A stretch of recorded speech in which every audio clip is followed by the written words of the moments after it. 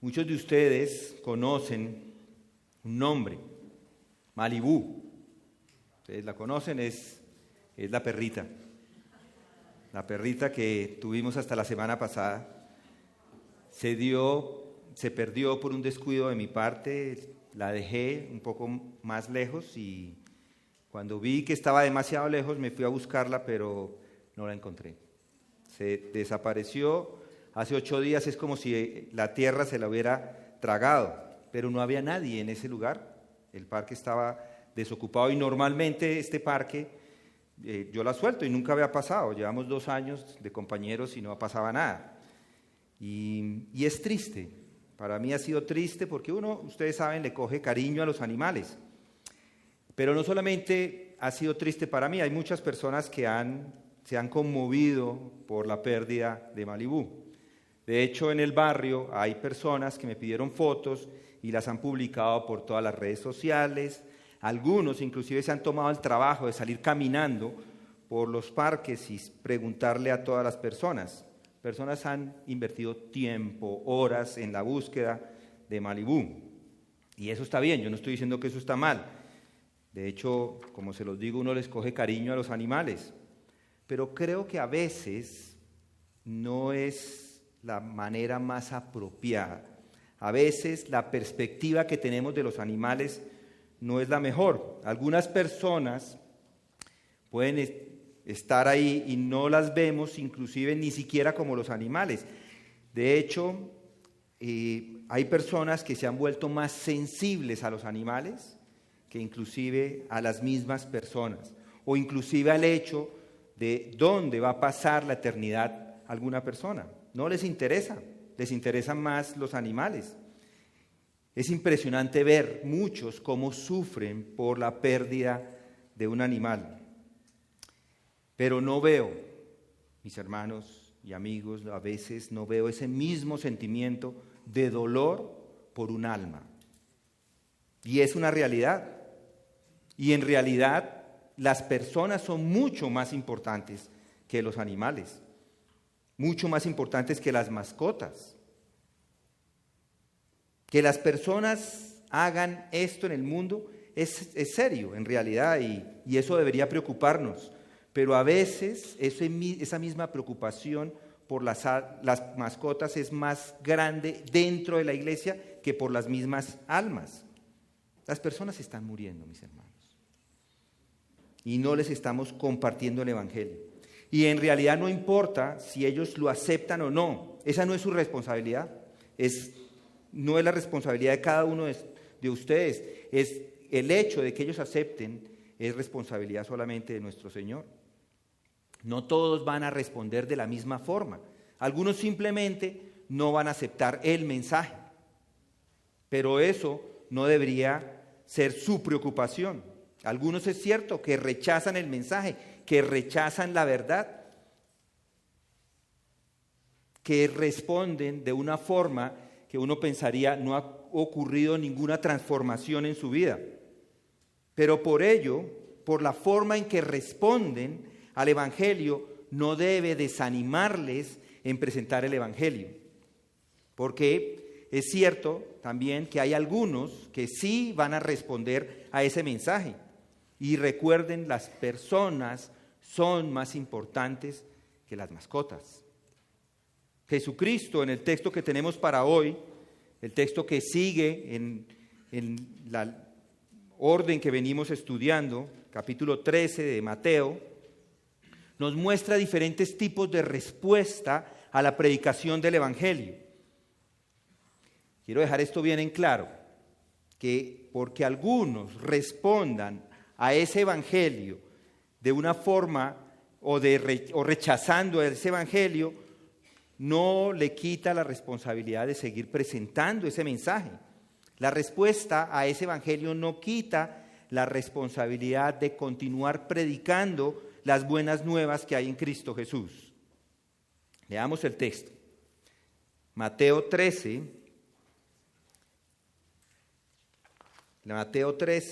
versículo 18. Vosotros pues escuchad la parábola del sembrador. A todo el que oye la palabra del reino y no la entiende, el maligno viene y arrebata lo que fue sembrado en su corazón. Este es aquel en quien se sembró la semilla junto al camino. Y aquel en quien se sembró la semilla en pedregales, este es el que oye la palabra y enseguida la recibe con gozo. Pero no tiene raíz profunda en sí mismo, sino que solo es temporal. Y cuando por causa de la palabra viene la aflicción o la persecución, enseguida tropieza y cae. Y aquel en quien se sembró la semilla entre espinos, este es el que oye la palabra, mas las preocupaciones del mundo y el engaño de las riquezas ahogan la palabra y se queda sin fruto. Pero aquel en quien se sembró la semilla en tierra buena, este es el que oye la palabra y la entiende, este sí da fruto y produce 1 a 100, otro a 60 y otro a 30.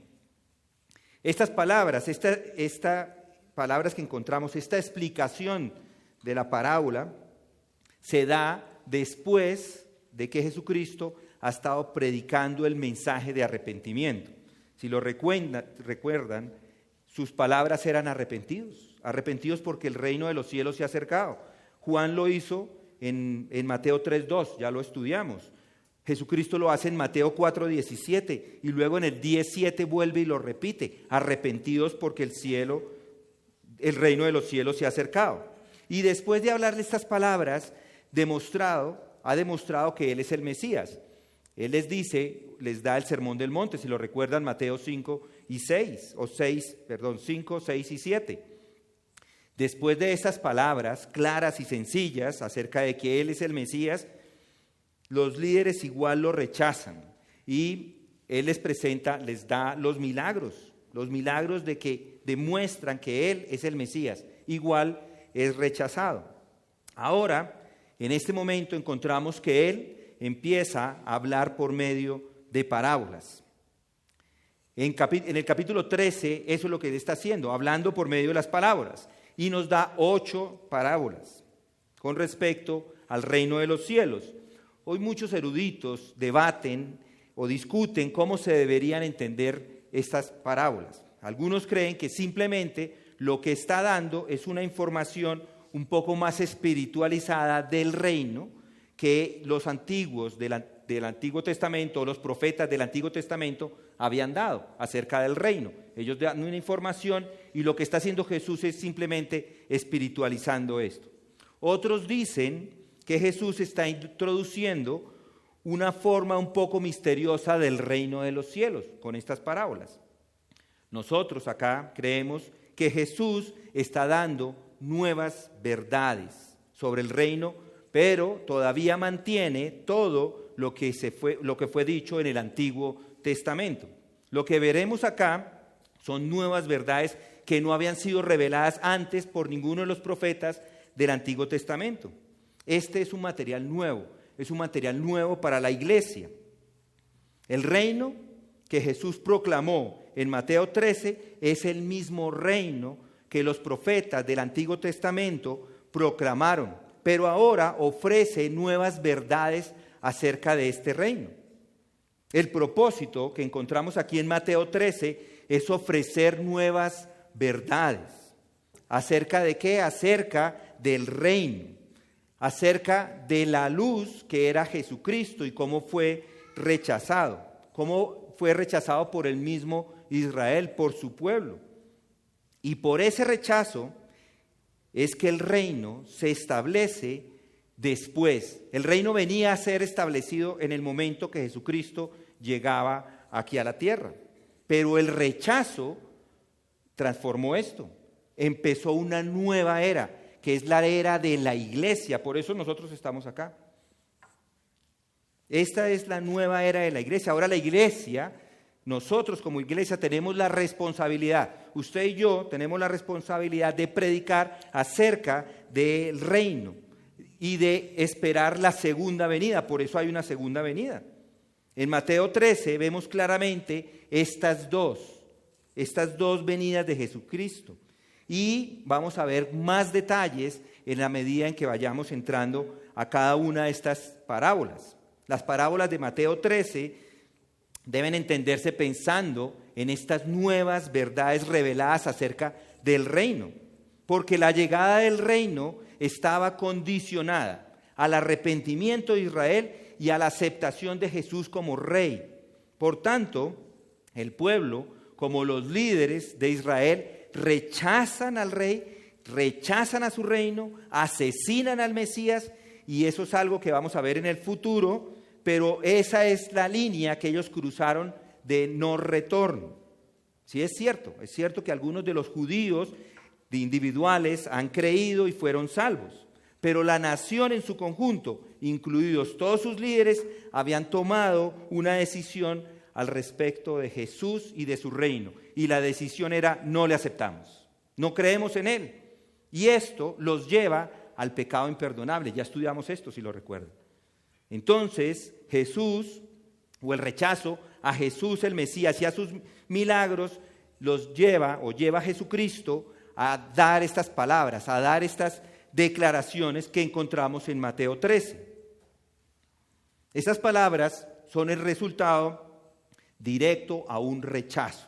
Eso es lo que sucede. Jesús cambia en este momento de táctica. Ya no les habla con claridad, ahora cambia de táctica y les muestra con esta nueva táctica la dureza de sus corazones. Comienza a hablar en parábolas para revelar los misterios o nuevas verdades del reino de los cielos, pero este asunto tampoco es algo que se le estaba saliendo de las manos, no es algo incidental, sino es una respuesta calculada a lo que acaba de pasar o lo que acaba de ocurrir, que es el rechazo. Entonces ya no les habla a las multitudes más de forma directa. Si ustedes recuerdan, el Sermón del Monte es directo, el Sermón del Monte es claro, ahí por más de que se usan metáforas y figuras literarias para expresar verdades, es muy claro, todo el mundo lo entendía. Ahora, sus palabras, por el contrario, están envueltas en misterios, y este enfoque no pasó desapercibido. De hecho, los apóstoles o los discípulos de ahí le preguntan: ¿y por qué hablas en parábolas? Y Mateo les da la respuesta. Mateo 13:11 dice: porque a vosotros se os ha concedido conocer los misterios del reino de los cielos, pero a ellos no se les ha concedido. Porque cualquiera que tiene se le dará más y tendrán abundancia, pero a cualquiera que no tiene, aún lo que tiene se le quitará. Por eso les hablo en parábolas, porque viendo no ven y oyendo no oyen ni entienden. ¿Lo recuerdan? Estudiamos ahí nos pasamos un tiempo. La palabra clave acá es los misterios del reino de los cielos. Los misterios en este contexto no son nuevas verdades, no son cosas misteriosas, son nuevas cosas. Son nuevas verdades que dan más información acerca del reino de los cielos. Entonces, el propósito de estos misterios es revelar nueva información, pero se revela a las personas que no la tenían antes. Además, se oculta información, revela información y se oculta información a aquellas personas que han endurecido sus corazones.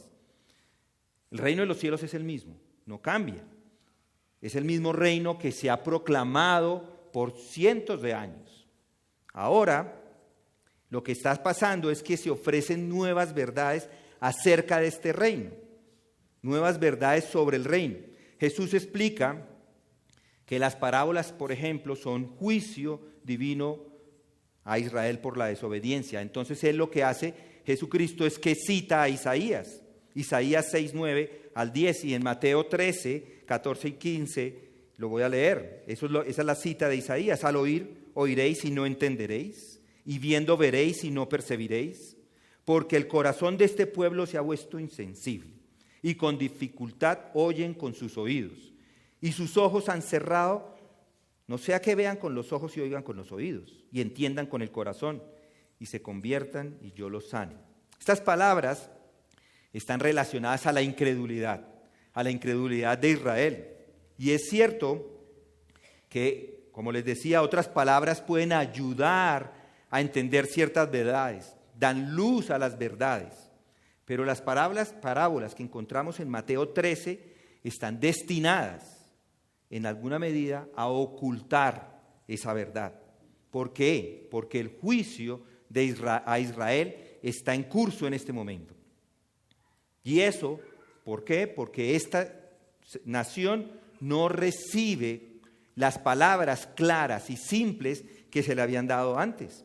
Ahora las multitudes solo van a escuchar por medio de parábolas. La verdad se les oculta a estas personas. Entonces hay 8 parábolas. 8 parábolas, 4 de ellas se dan al aire libre y 4 se dan en una casa. Las que están dadas al aire libre se les dan a las multitudes y los discípulos. Las que se dan en casa solamente se les dan a los discípulos. Por tanto, hay 2 audiencias. Las multitudes y la otra audiencia son los discípulos. Otra observación que podemos hacer de las parábolas es que la explicación de las parábolas no la reciben todas las personas. Las multitudes nunca reciben explicaciones de qué era lo que esas parábolas significaban. Sin embargo, los discípulos reciben la interpretación. Y si recuerdan, Marcos 4:34 dice, y sin parábolas no les hablaba, sino que lo explicaba todo en privado a sus propios discípulos. ¿Sí lo recuerdan? Hay algo más que mencionar acerca de las parábolas de este capítulo 13, y es que dan información acerca del reino de los cielos. Entonces son 8 parábolas, las 6 del medio se introducen con las frases, el reino de los cielos puede compararse con, o el reino de los cielos es como, pero la primera parábola, que es la parábola del sembrador, no se introduce de esa manera, ni tampoco la última. Esto no significa que estas parábolas no hagan parte de la información adicional acerca del reino de los cielos. Parece que la primera parábola, la parábola del sembrador, introduce a todas las otras 6. La octava y la última, la parábola de los hogares, resume las parábolas y ofrece algunas aplicaciones prácticas, y allá vamos a llegar. Entonces la introducción a las 8 parábolas la encontramos en la parábola del sembrador. Ya leímos, capítulo 13, versículo 3 al 9, ahí estudiamos estos textos. Y luego ahora tenemos la explicación desde el versículo 18 en adelante. Jesús en estos textos está revelando, nos está dando varias respuestas que las personas tienen hacia el reino descrito en estas otras parábolas. Explica cómo el mensaje del reino no es recibido por todas las personas. Pero mis amigos y hermanos, no es fácil entender cómo algunas personas no entendían esto, no aceptaban el mensaje. Es hasta desconcertante ver cómo Él está hablando estas palabras. ¿Quién es Él? Jesús. Jesús está diciendo estas palabras y las personas están rechazando. ¿Cómo podría o cómo pudo Israel rechazar a su Mesías? Bueno, aquí encontramos en esta parábola por qué se dan esas cosas. Ya vimos, no hay nada malo en el sembrador, ni en la semilla. El sembrador que es Jesús, ni en la semilla que es el mensaje. Pero hay algo malo en los corazones de los hombres que escuchan el mensaje. Algunos de ellos no tienen ningún deseo de creer, mientras que otros tienen respuestas superficiales. Sin embargo, hay un grupo de personas que creen en la palabra y dan frutos espirituales para Dios. La semilla, ya lo vimos, cae en el camino duro y se lo comen las aves, y eso representan a aquellas personas que no tienen ningún interés ni preocupación en el reino. El mensaje del reino se les quita rápidamente.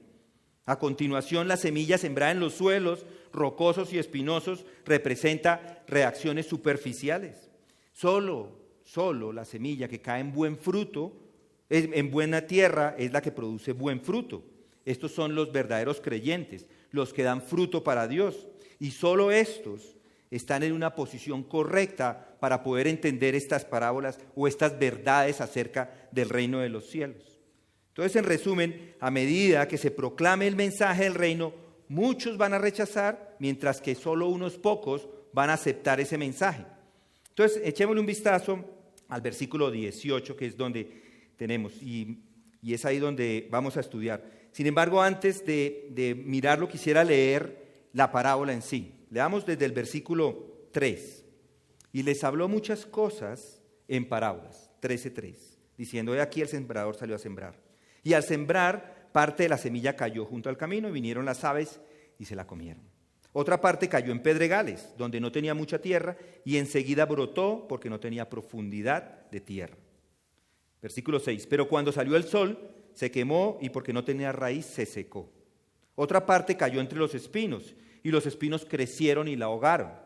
Y otra parte cayó en tierra buena, y dio fruto. Algunas semillas a 100 por uno, otras a 60, otras a 30. El que tenga oídos, que oiga. Ahora vamos directamente a la interpretación. Miren lo que dice ahí. Vosotros, pues, escuchad. Escuchad. Pues o por tanto, se puede entender en el original de esta forma. Puesto que, o ya que, la idea acá es que en contraste con los fariseos y los escribas incrédulos, los discípulos tienen la capacidad dada por Dios no solo para oír, sino para entender. Miren el versículo 19. Y no la entiende, hay que oírla y entenderla.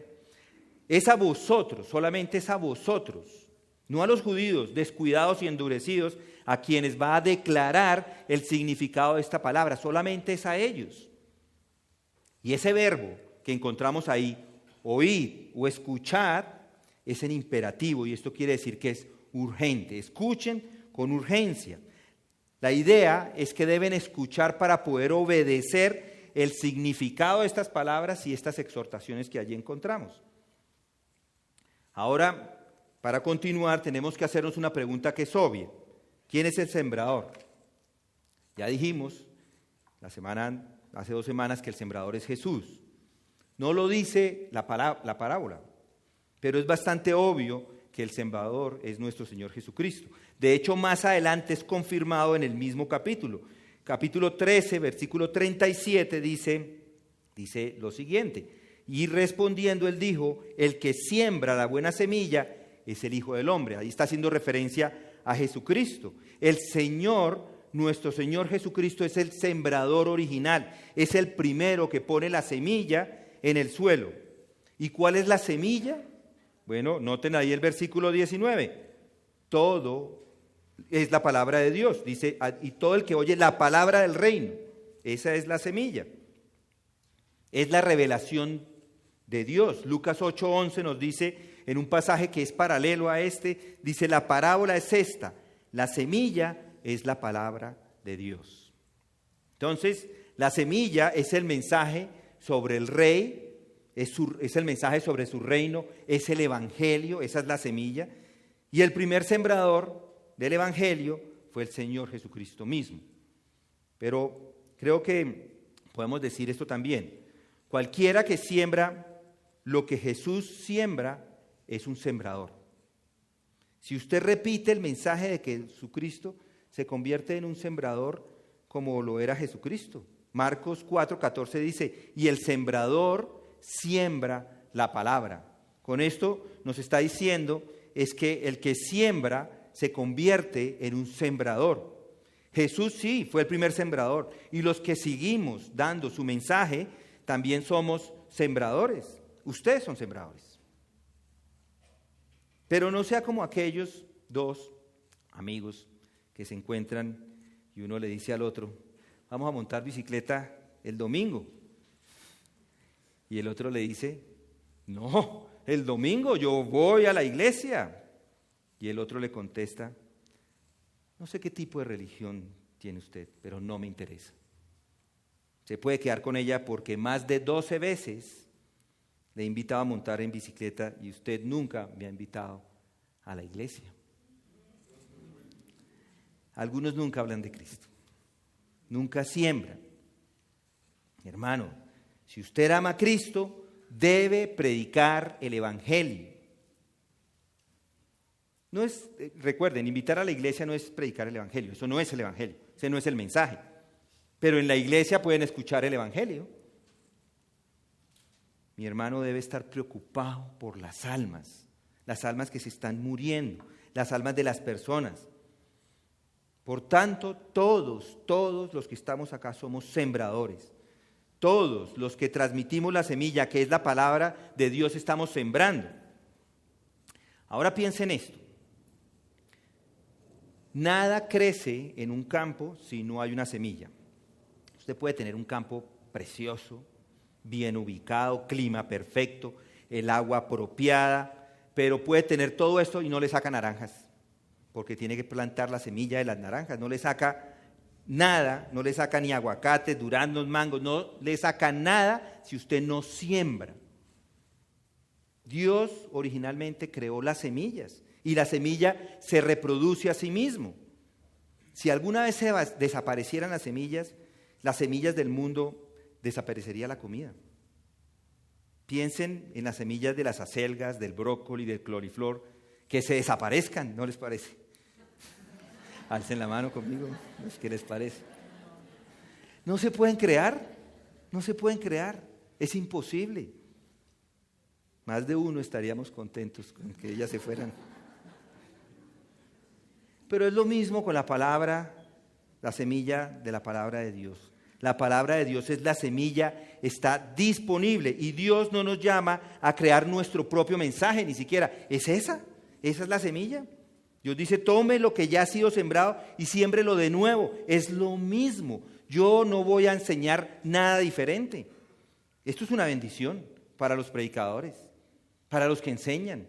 Es una bendición porque es el mismo mensaje por los últimos 2000 años. No tengo que inventarme un mensaje. Es lo mismo que está ahí. Simplemente hablo lo que los últimos predicadores, los últimos 2000 años han estado diciendo. La palabra de Dios no es un mensaje nuevo, es el mismo. No debemos producir nueva información. Debemos edificar basados en la revelación que tenemos aquí en la palabra de Dios y depender de ella totalmente. La semilla es la palabra de Dios. Se reproduce y es la que trae fruto.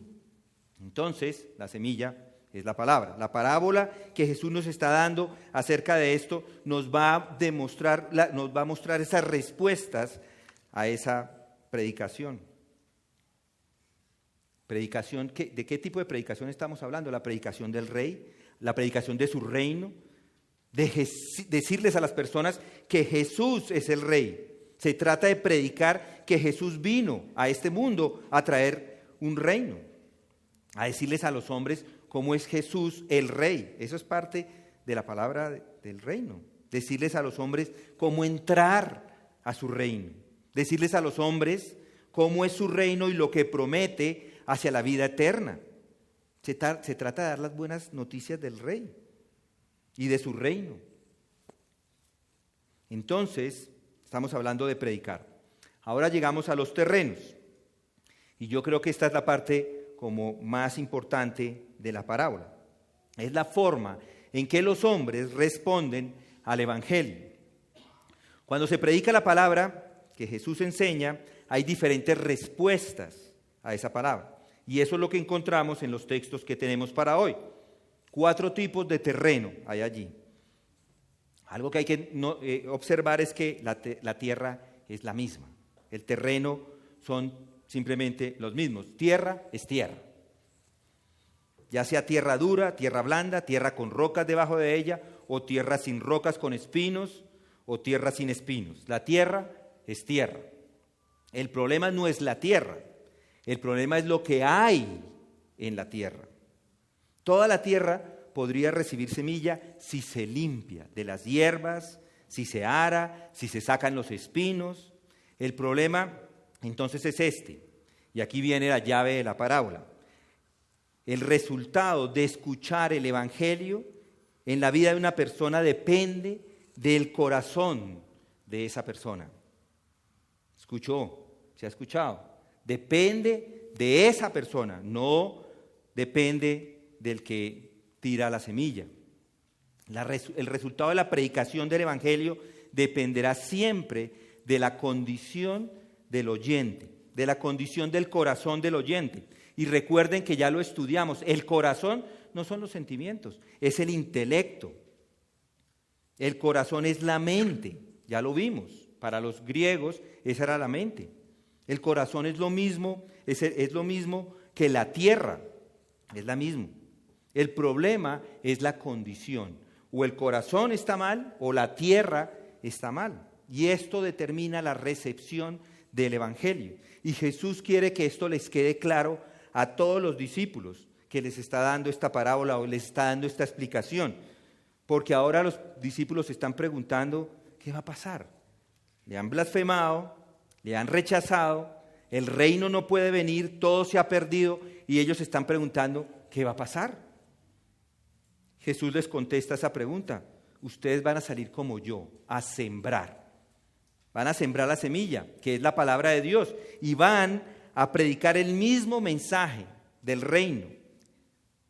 ¿Y qué va a pasar? Bueno, Jesucristo les dice, gracias por preguntar, va a depender del corazón de las personas.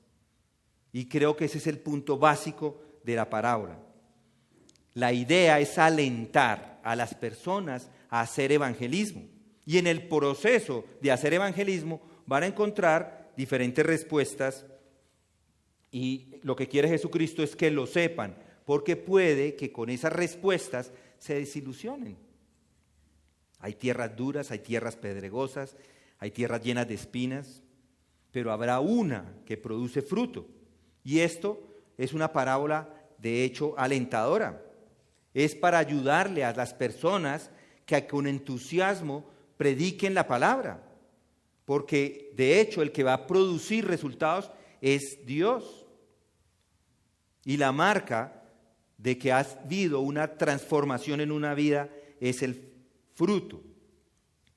De hecho, de las 4, solo una es la que da fruto. Hay 3 que no dan fruto. Pero eso es una estadística muy interesante. ¿Qué tal si salieran a hablarle a todas las personas y de cada 4, 1 creyera? Impresionante la cantidad de personas que podrían aceptar el Evangelio. Es un punto importante. La salvación entonces se observa por el fruto, no por lo grande del árbol, no por la cantidad de hojas, no porque el árbol se vea gigantesco, pero se ve si hay fruto en ese árbol, es donde la palabra en realidad ha hecho su obra. Así que vamos a conocer 4 tipos de oyentes, 4 tipos de respuestas al Evangelio, y que esas respuestas también nos son iguales en nuestro día, así como fueron en esa época, son iguales para nosotros hoy. Entonces el primero de ellos es el oyente, que es duro como roca. Noten las palabras del versículo 19. A todo el que oye la palabra del reino y no la entiende, el maligno viene y arrebata lo que fue sembrado en su corazón. Y ahí está la explicación. Este es aquel en quien se sembró la semilla junto al camino. Este es el que recibe la semilla como si fuera un camino duro. La semilla cae en esa superficie dura. No puede penetrar, es como esta tabla, duro, caen ahí. Los pájaros en ese momento, cuando ella cae y se levanta, ¿qué pasa? Los pájaros van y los pájaros se la comen. Apenas el hombre, el sembrador, se voltea, la semilla se levanta y viene el pájaro y se la lleva. ¿Y quién es ese pájaro? Bueno, es el enemigo. Estas personas son personas de corazón duro. Eso es lo que nos está diciendo esta palabra. Este es el hombre que no responde, que no presta atención, que está despreocupado, no le interesa, es indiferente, negligente, no quiere saber nada de Jesucristo. La semilla solamente bum, bum, bum. Y Satanás es visto como los pájaros.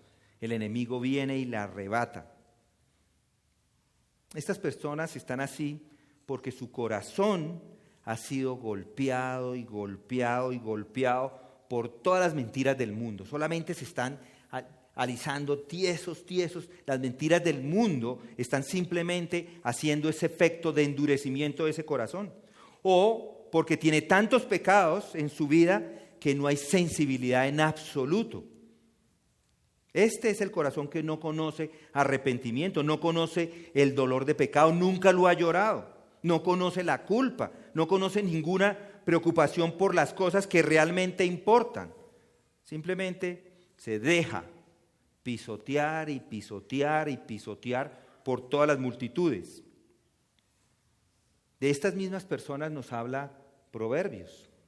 En Proverbios encontramos que así se les llama a estas personas duras, necios. Y hice una búsqueda, necio también significa tonto, entonces voy a cambiar tonto por necio porque nos ayuda a entenderlo un poco mejor, porque es la misma idea. Un tonto es aquel que le falta inteligencia. Un tonto es el que odia el conocimiento. Un tonto es el que odia la instrucción. Un tonto es el que desprecia la sabiduría. Un tonto es orgulloso. Un tonto es el que es duro de corazón. Un tonto es el que dice en su corazón que no hay Dios. Entonces, estas personas simplemente son tontas. Este es el tonto que no irá, cuya mente está cerrada, que no quiere ser molestado en absoluto y dice, déjeme en paz, no me moleste con ese evangelio. Y yo creo que aquí muchos hemos conocido algunos de ellos. Han lanzado la semilla y rebotan y no penetra nada, ahí no entra nada, es como si fueran de acero. La semilla no se queda por mucho tiempo ahí. Ahí mismo Satanás viene y lo arrebata. Ahí mismo se lleva esa semilla. ¿Y cómo hace eso? Hay un comentarista que queremos mucho que dice que los falsos maestros pueden ser ese mismo Satanás. Los falsos maestros son aquellos que se encargan de impartir esas mentiras. Recuerdo que cuando llegamos aquí teníamos una tarea muy importante con algunos familiares y era compartir el evangelio. Esa estaba en nuestra meta en nuestro corazón y con alguna regularidad lo hicimos. Estas personas recibieron al principio la palabra, pero vinieron estos católicos rabiosos y les dijeron que no creyeran lo que nosotros decíamos. Contrarrestaron las palabras con vírgenes. Entonces llenaron el cuarto de vírgenes.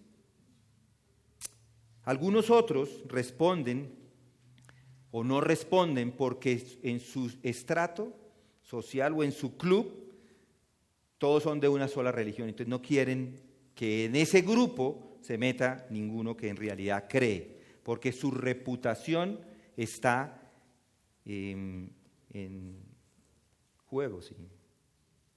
A veces Satanás también pone orgullo en su corazón y por eso no reciben, o simplemente porque creen saberlo todo, pero no saben es nada. Simplemente no admiten que necesitan ayuda. Y a veces, inclusive, Satanás usa la duda para que estas personas no acepten. O simplemente los prejuicios, o es a través de la terquedad. A veces por el mismo amor al pecado, la persona no se rinde. O simplemente porque pospone la decisión de aceptar. O puede ser una que combine a todas las anteriores. Lo que sucede es que cuando la semilla golpea el terreno, pega tan duro en ese piso que se rebota y cuando se ha rebotado, Satanás simplemente la toma. Y hay mucha gente así. Y yo les diría en este momento, algunos de ustedes podrían examinar su corazón. Este es un momento importante para que examine su corazón.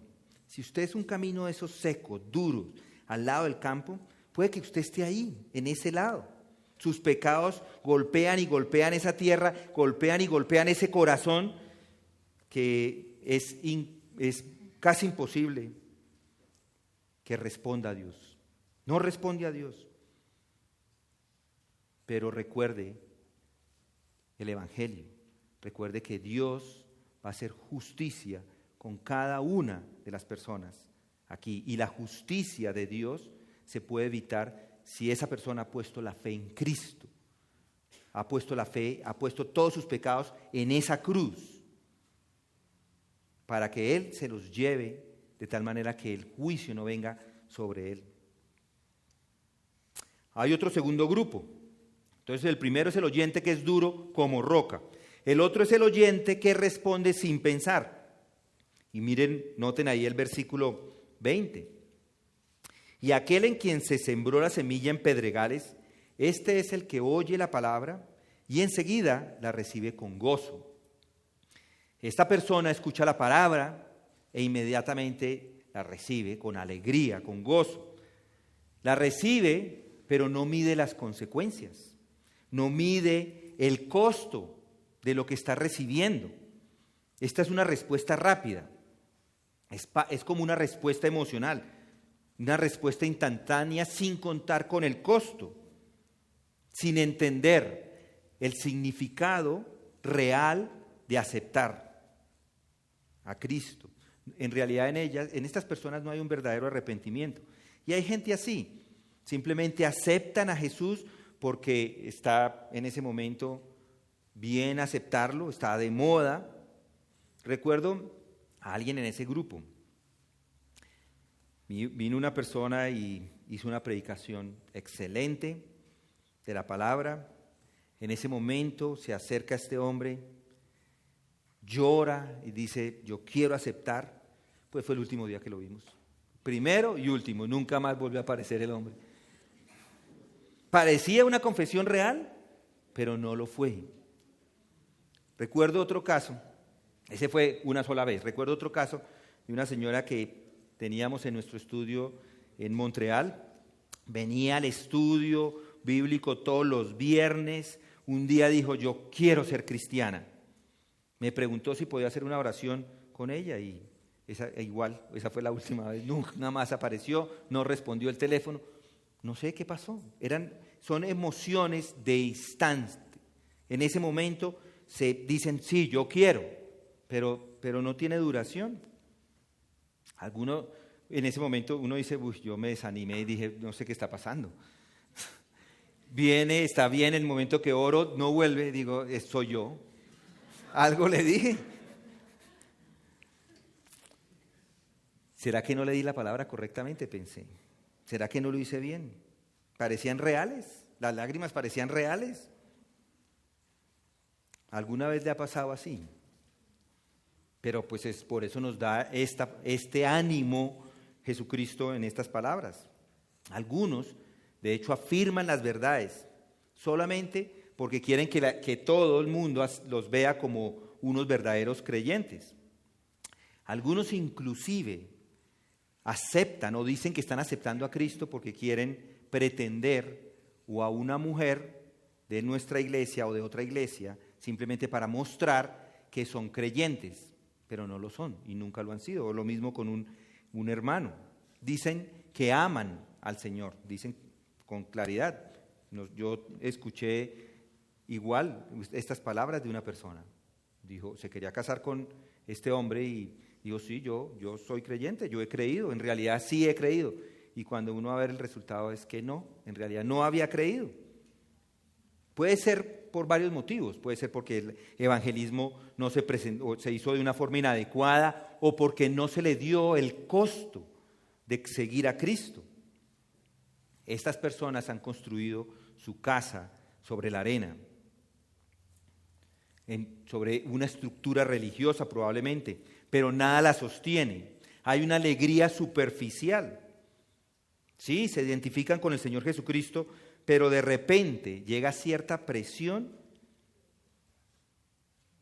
tal vez se les empuja a decir, bueno, vamos a un estudio bíblico. Y en ese momento, cuando ya tienen que unirse a un estudio bíblico, ya tienen que hacer una oración, comienzan a sentir esa presión que viene, ya no lo quieren. O inclusive las persecuciones. Otras personas les preguntan, ¿es usted cristiano?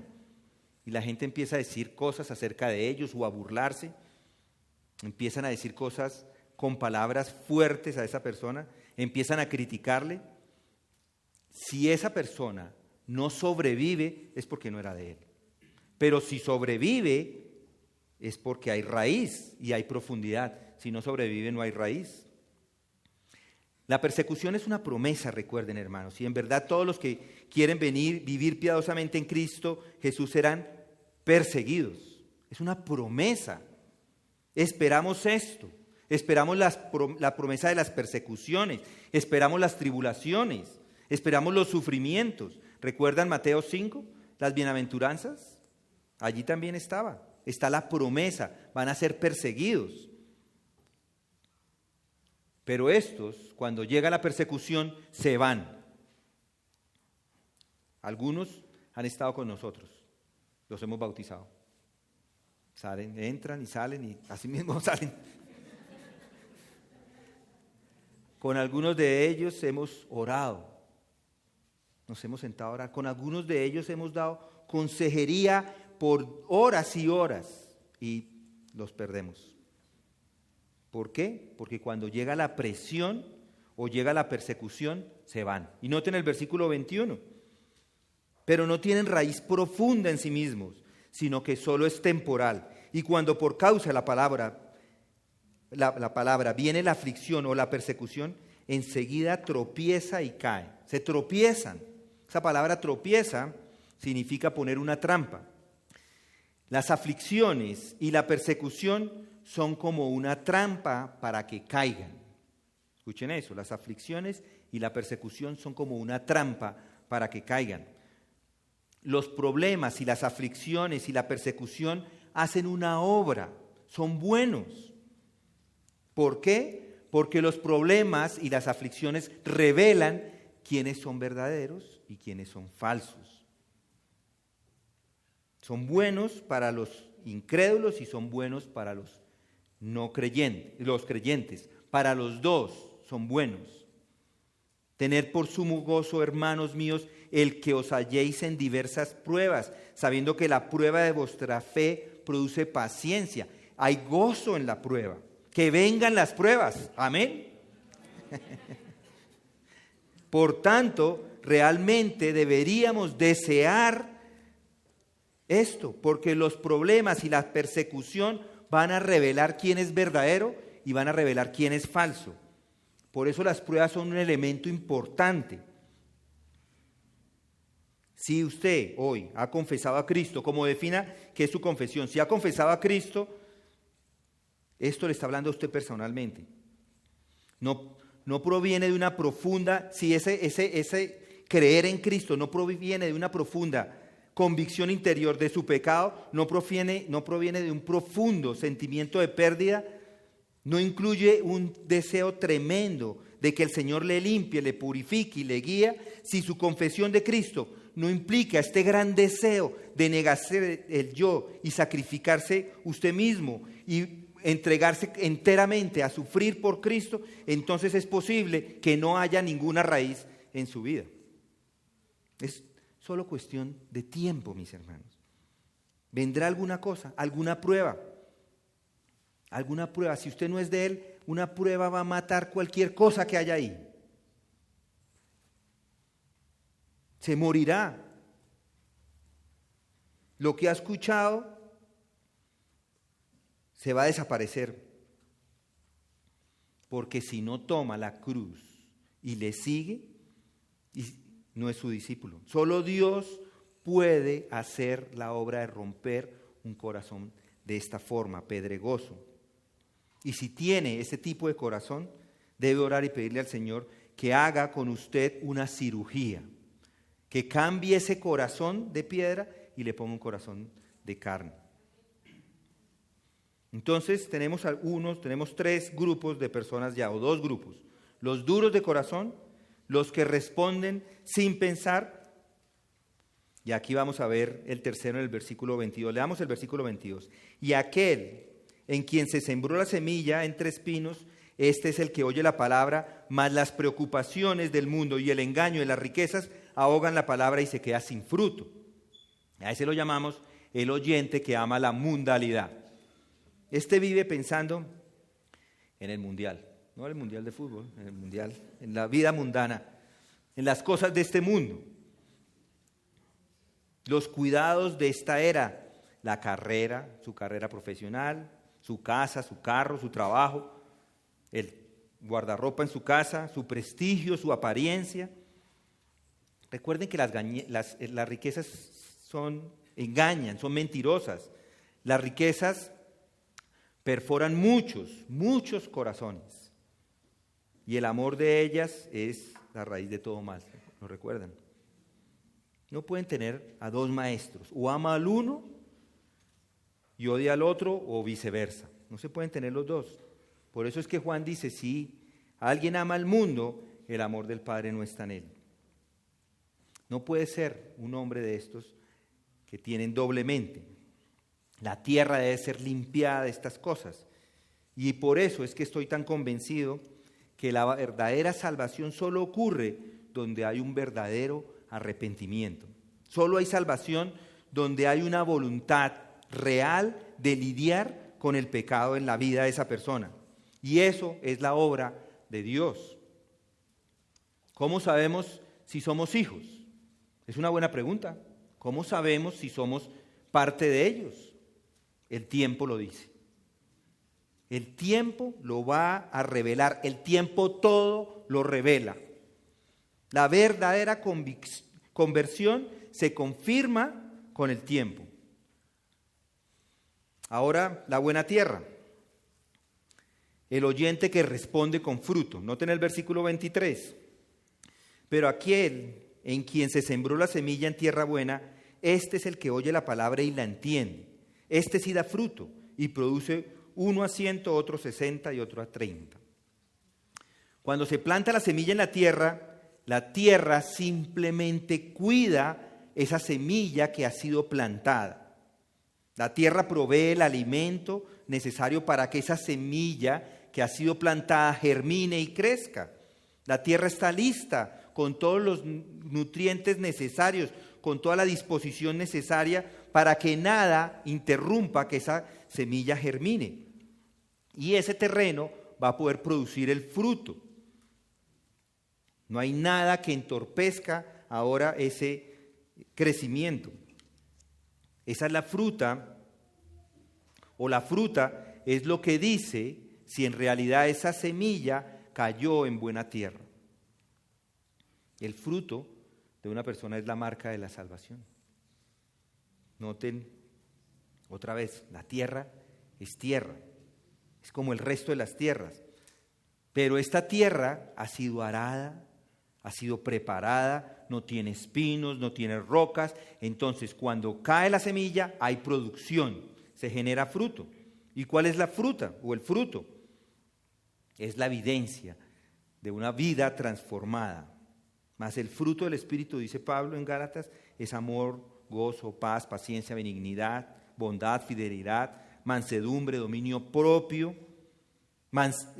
Con tales cosas no hay ley, pues los que son de Cristo Jesús han crucificado la carne con sus pasiones y deseos. Eso es el fruto. El autor de Hebreos dice que de la disciplina produce fruto. Al presente, dice, ninguna disciplina parece ser causa de gozo, sino de tristeza. Sin embargo, a los que han sido ejercitados por medio de ella, les da después fruto apacible de justicia. Juan también lo dice en su evangelio. Dice que para poder producir fruto, una persona tiene que permanecer en la vid. Yo soy la vid verdadera, dice, y mi Padre es el viñador. Todo sarmiento que en mí no da fruto lo quita, y todo el que da fruto lo poda para que dé más fruto. Entonces, producir fruto son comportamientos correctos, son actitudes correctas, son acciones correctas. Por eso es que con el tiempo se van a notar, porque los que están en hipocresía, eso el tiempo lo va a revelar. Pablo nos dice en Romanos que la fruta es ganar la gente para Cristo. Y dice estas palabras, dice, no quiero que ignoréis, hermanos, que con frecuencia he hecho planes para ir a visitaros y hasta ahora me he visto impedido, a fin de obtener algún fruto también entre vosotros, así como entre los demás gentiles. Él mismo dice esto a los corintios, dice, a los judíos me hice como judío para ganar a los judíos, a los que están bajo la ley como bajo la ley, aunque yo no estoy bajo la ley, para ganar a los que están bajo la ley. Y esto lo dice en 1 Corintios 9:20. Eso es el fruto, traer personas para Cristo. El fruto es lo que hace Dios en las personas. El fruto son esas realidades espirituales en su vida. ¿Tú tienes fe y yo tengo obras? Muéstrame tu fe sin las obras y yo te mostraré mi fe por las obras, dice Santiago 2:18. ¿Y recuerdan el Salmo 1? Dice que el verdadero creyente será como árbol plantado junto a corrientes de agua que da su fruto a su tiempo. Hay producción, hay fruto. El fruto siempre, mis hermanos, siempre es la marca de la verdadera fe. Pablo nos dice otra vez en Efesios 2:10, dice, porque somos hechura suya, creados en Cristo Jesús para hacer buenas obras, las cuales Dios preparó de antemano para que anduviéramos en ellas. También les digo que no es que nunca vaya a hacer nada malo. La idea es que un buen terreno tiene ese deseo de producir frutos y lo produce a través de su vida. Unos a 100, otros a 60 y otros a 30. Dios usa las personas de diferente forma. No quiere decir que si usted hoy no produjo fruto, entonces ya no es parte del reino. No, si mañana lo produjo también puede estar entre los del grupo de los 30. Si todo el tiempo está produciendo, entonces está en el grupo de los 100. Esa es la idea. Los cristianos, sin embargo, siempre van a ser fructíferos, pero no necesariamente siempre son tan fructíferos como podrían llegar a ser. Cuando está en desobediencia, por ejemplo, no produce, no hay producción, restringe la producción. Un verdadero creyente produce.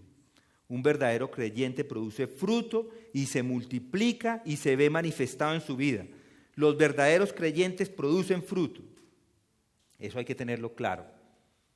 Ahora, para terminar, dirán, ya está tomando más de la hora. Ahora, para terminar, ¿qué está diciendo el Señor? Hagamos un resumen rápido. Salgan a predicar. Salgan a predicar el Evangelio. Salgan a evangelizar. Y cuando salgan, saben que van a encontrar resistencia, que van a encontrar personas que no van a aceptar ese mensaje. ¿Por qué? Porque hay diferentes tipos de terreno. Hay terrenos duros como el acero, hay terrenos rocosos, por dentro suaves pero por fuera rocas, hay espinosos y hay terrenos buenos. Sin importar el tipo de terreno que encuentre, hable la palabra del reino. Esa es su tarea. Es para lo que Dios lo ha dejado en este mundo. No puede hacer eso si va a estar en el cielo. El evangelismo solamente se puede hacer aquí, mientras nosotros nos encontramos acá. En el cielo no lo puede hacer. Es lo único que no puede hacer en el cielo, en realidad. Puede que hoy uno de ustedes sea alguno de estos terrenos duros, rocosos o espinosos. Sea sincero con usted mismo. Si está en uno de estos terrenos, venga a Cristo.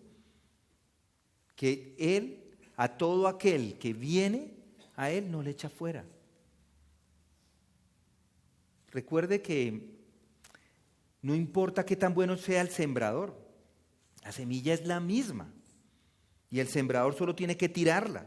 No depende de qué tan bueno es aquel sembrador. Eso no tiene importancia. Algunos dirían, bueno, a mí me gustaría predicar el Evangelio, me gustaría ser testigo del Señor, pero no tengo mucho talento. Eso no es problema. Usted simplemente tire la semilla. La semilla es la palabra de Dios y cójala en donde la tenga y tírela.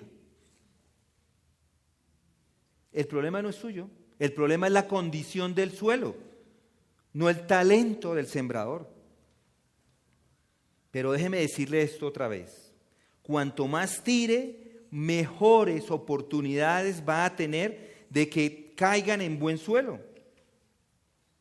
Algunos puede que estén en este momento tirando una semilla aquí y otra semilla allá, una cada 6 meses.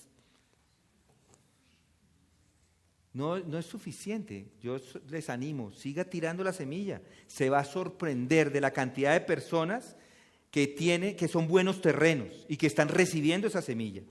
No importa si es incapaz, como un buen sembrador.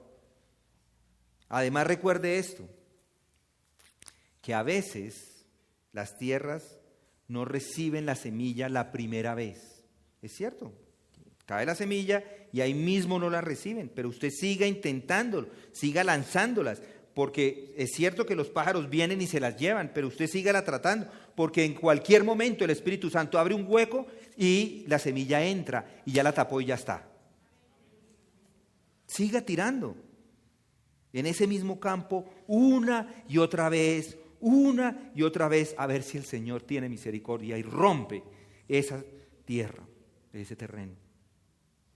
Vamos a pedirle al Señor que nos acompañe en oración. Padre, te damos gracias de nuevo esta mañana. Ayúdanos a ver por dentro a cada una de las personas que se encuentran acá con honestidad, si en su corazón son parte del reino. Sabemos que todos los hombres pueden recibir la semilla, pero las semilla, pero las semilla, pero las semilla, pero las semilla, pero las semilla, pero las semilla.